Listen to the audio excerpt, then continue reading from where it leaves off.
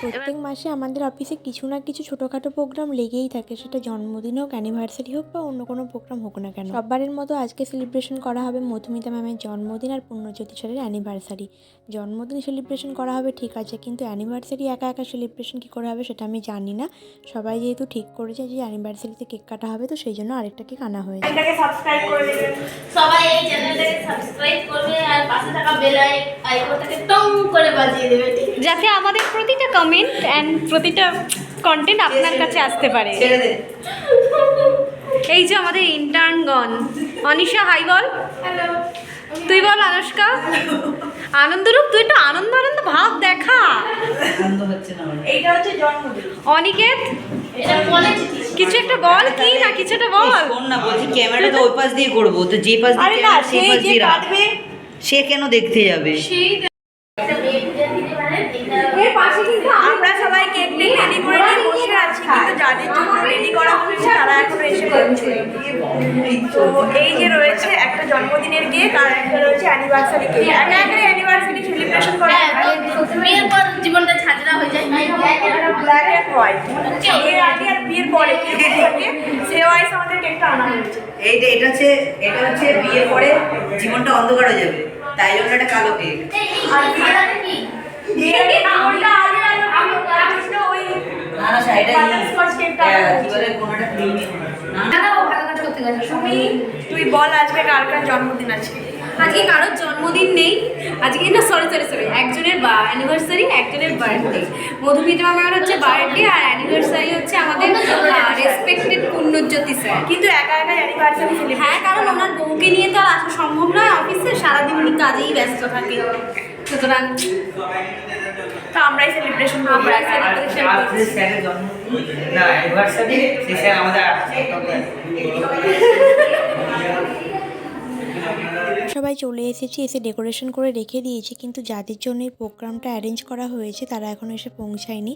আর দেখতে পাচ্ছ আমাদের সদস্য সংখ্যা এখন কত হয়ে গেছে, কখনো কমে যায় কখনো বেড়ে যায়। স্যার আর ম্যাম দুজনেই চলে এসেছেন, এখন আমরা ওয়েট করছি আমাদের ম্যানেজারের জন্য, উনি আসলে তারপর কেক কাটিং হবে। তো ওনারাও খুব খুশি হয়েছেন এরকম একটা ছোট্ট রকম আয়োজন দেখে। আমাদের এই অফিসটাতে কারোর বোরিং ফিল হয় না, কারণ কোনো না কোনো প্রোগ্রাম লেগেই থাকবে প্রত্যেক মাসে, তো সেই জন্য একটু ভালোও লাগে। সবসময় আর কাজ করতে হয় না, মাঝে মধ্যে এরকম প্রোগ্রাম হলে মনটাও ভালো হয়ে যায়। আজকে যেই ম্যামের বার্থডে সেলিব্রেশন করা হচ্ছে উনি হচ্ছে সিনিয়র ম্যাম, আমাদের ম্যানেজমেন্টে থাকেন উনি। আর আমাদের রয়েছে পুণ্যজ্যোতি স্যার, উনিও হচ্ছে আমাদের ম্যানেজার পোস্টে রয়েছেন। তো আব্দুল স্যার এখন চলে এসেছে, আর আমাদের তরফ থেকে একটা গিফটও রয়েছে ছোটো রকম, দুজনের জন্যই রয়েছে সমান gift. Happy birthday the man. Happy birthday to you.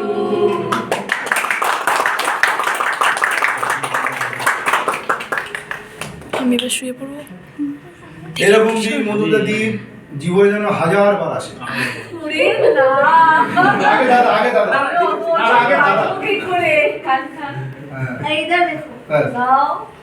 এই রওনার ছবিগুলো তুলো।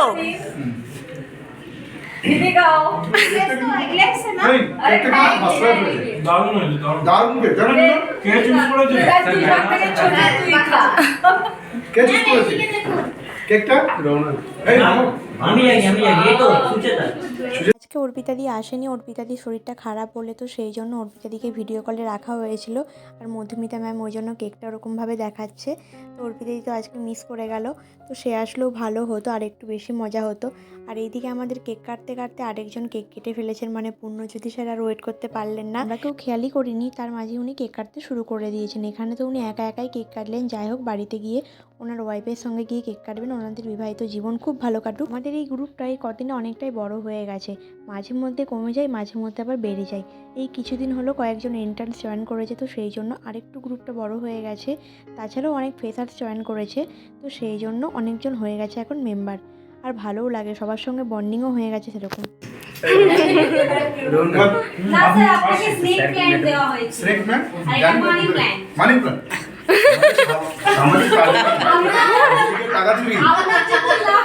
আপনার গুড লাক, ওটা গুড লাক চার্ম। সাপে কামড়াবে গুড লাক। Thank you. আপনাকে মানি প্ল্যান দিয়েছে আর স্যারকে কি দিয়েছে? Snake plan. আমরা মানিগুলো আমি খাবো। হ্যাঁ হ্যাঁ দিয়ে দাও। সবই তো ঠিক আছে, খুব সুন্দর করে সব কিছু সেলিব্রেশন করা হলো, কিন্তু এই কেক কেটে সবাইকে ভাগ করে দেয়া এটা হচ্ছে খুব বড় একটা চাপের ব্যাপার।